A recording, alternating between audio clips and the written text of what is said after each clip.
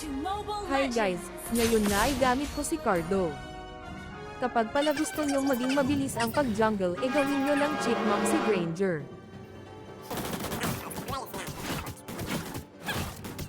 Tingnan nyo ta, di ba ang bilis lang?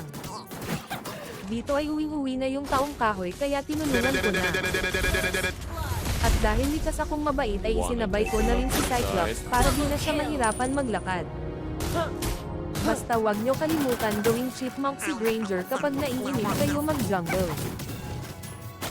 Dito ay ayaw pa nila pauwiin yung taong kahoy kaya alam nyo na. Akala yata ni Fanny ay nasa Attack on Titan siya. Nagtataka na rin ako dyan ba't naglalakad sa rank. Tapos near entry pa yung pagong kahit mataas pa naman yung life, at dahil nga mabait ako ay nag-refer na rin ako para di naman siya gaanong mapahiya. Dito ay nag-iisip ako ng magandang build habang si Odessa naman ay sinasayawan si Gatot sa damuhan. Sana sinasayawan. Kanina pa talakad ng lakad kaya pinauwi ko na. At dito na nga nagsimulang tumaas ang ping ko, malakas kasi ulan, kasing lakas ko, charot lang. Pero kahit mataas ang ping ay hindi ako nagsayang ng oras para mang-TS. Buenas na Granger to, kahit bata pa ay uugod-ugod na.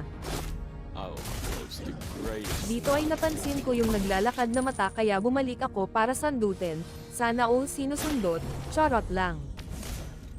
Kahit nga malagsit yung signal nagawa ko pa din siya masundot.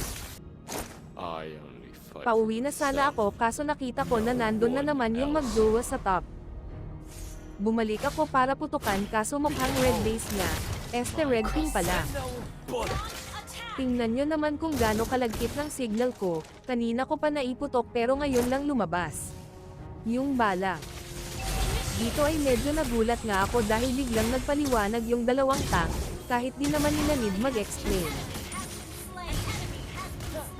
Nakita ko na nagbabatuhan yung dalawa sa mid kaya pinutukan ko sa mukha yung mata. Facial. At dahil nga likas akong may mabuting puso ay pinutukan ko na din sa mukha yung pagong. Facial ulit. Swerte nga dito yung Fanny dahil nag-red ping ako, kaso minalas siya at nadaanan niya si Odessa na sumasayaw na naman sa damuhan. Dito ay nagulat ako dahil nagti-teleport yung bala papunta sa mukha ni Cyclops. Legendary pala tawag pag ganun. Dito, habang tumatae ako sa damuhan ay sumigaw ako ng unstable network, baka kasi sumugod sila, pero sila pala yung sinugod. Gusto kong putukan sa mukha si Melissa dito kaso hinaharang nung kahoy ang mukha niya. Pero di na rin nakalayo si Melissa dahil pinuputukan ko na siya, 4 rounds. Legendary. Maganda din pala pag red ping guys, kasi tumatagos sa pader kahit di ka na mag-dash. Ang kaso lang dalawang putok lang sa halip na 3.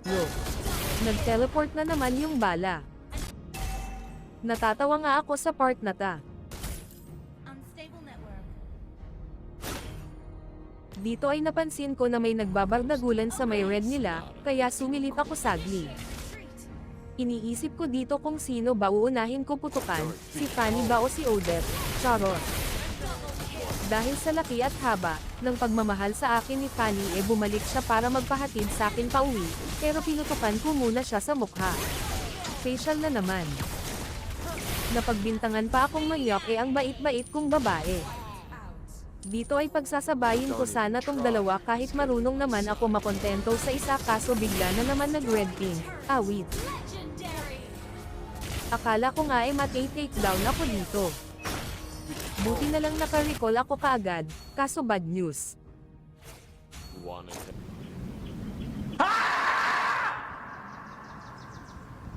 Pero okay lang dahil sa amin naman yung Lord.